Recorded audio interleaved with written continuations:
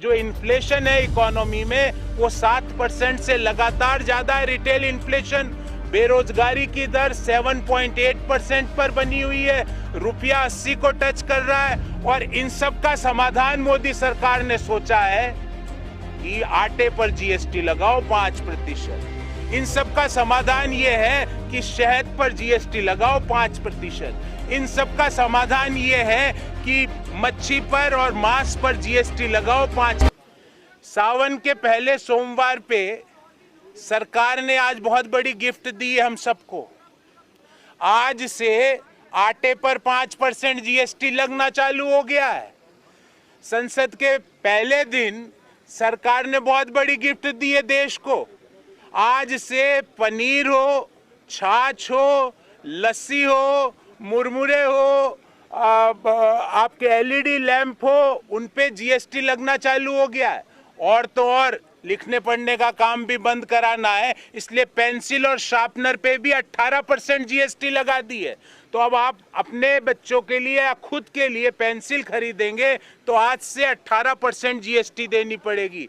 और 1000 रुपये से कम का जो होटल है, वो 1000 से कम के होटल में कौन रुकते हैं? मध्यम आय वर्गीय परिवार, निम्न मध्यम आय वर्गीय परिवार, वो सब लोग रुकते हैं। उन पे जीएसटी आपने 12% आज से लागू कर दी है। तो एक तरफ तो जो इन्फ्लेशन है इकोनॉमी में वो 7% से लगातार ज्यादा है। रिटेल इन्फ्लेशन, बेरोजगारी की दर 7.8% पर बनी हुई है, रुपया 80 को टच कर रहा है। और इन सब का समाधान मोदी सरकार ने सोचा है कि आटे पर जीएसटी लगाओ 5%। इन सब का समाधान ये है कि शहद पर जीएसटी लगाओ 5%। इन सब का समाधान ये है कि मच्छी पर और मांस पर जीएसटी लगाओ 5%। तो इन्फ्लेशन के कारण, महंगाई के कारण सब्जियां 18% से बढ़ रही है और इधर आटे पे आपने 5% जीएसटी लगा दी। तो अब थाली में से रोटी गई आटे पे जीएसटी लगाने के कारण। सब्जियां पहले ही नदारद हो चुकी है और ये सावन के पहले सोमवार की मोदी सरकार की गिफ्ट है। So this was the first issue. Second issue friends, दूसरा इश्यू मैं आपके सामने लेके आया हूं। एक नया 3 स्टेप मॉडल मोदी सरकार ने विकसित किया है भ्रष्टाचार का, और उस मॉडल की सारी परतें मैं लेके आया हूं आपके सामने। देश में 75% बिजली का उत्पादन कोयला आधारित जो बिजली घर है वो करते हैं। तो अगर हमारे देश में अगर 100 यूनिट बिजली मान लो बनती है तो 75 यूनिट बनाती है कोयला आधारित जो बिजली घर है वो। मोदी सरकार ने इन कोयला आधारित बिजली घरों को सबसे पहले बोला कि आपको 10% कोयला इंपोर्टेड खरीदना पड़ेगा, क्योंकि जब तक इंपोर्टेड कोयला ब्लेंड नहीं होगा, मिक्स नहीं होगा, अच्छी बिजली नहीं उत्पन्न होगी। ये मैं नहीं कह रहा, सरकार ने ऐसा नोटिफिकेशन निकाला।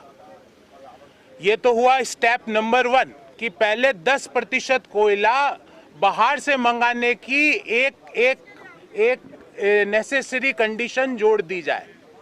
स्टेप नंबर 2 आता है। फिर स्टेप नंबर 2 के तहत 2.416 मिलियन टन अर्थात लगभग 2.5 मिलियन टन इंपोर्ट करने का जो कॉन्ट्रैक्ट है, जो ठेका है, 2.5 मिलियन टन कोयला इंपोर्ट करने का ठेका।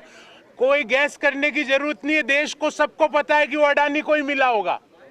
तो स्टेप नंबर 1 में पहले कोयला आधारित बिजली घरों को बोलो कि 10% कोयला बाहर से इंपोर्ट करके लाना है, देशी कोयला नहीं चलेगा। स्टेप नंबर 2 में लगभग 2.5 मिलियन टन कोयला इंपोर्ट करने का कॉन्ट्रैक्ट सरकार दे देती है अडानी एंटरप्राइजेज लिमिटेड को।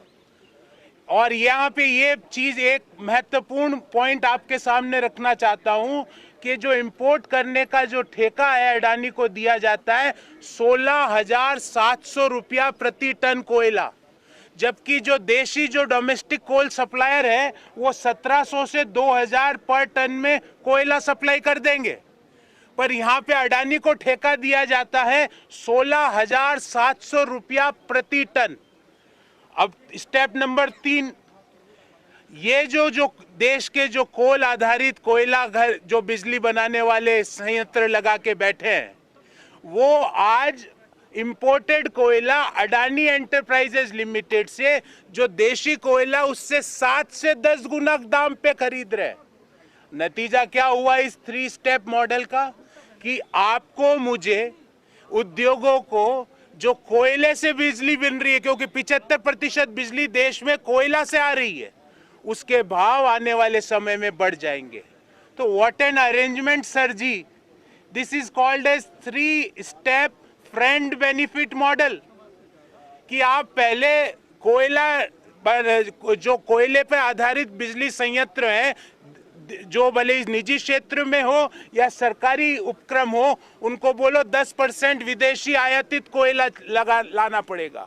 उसके बाद 2.5 मिलियन टन का जो ठेका है विदेश से आयात करने का, वो 16,700 रुपये प्रति टन का ठेका अडानी एंटरप्राइज को दे दो।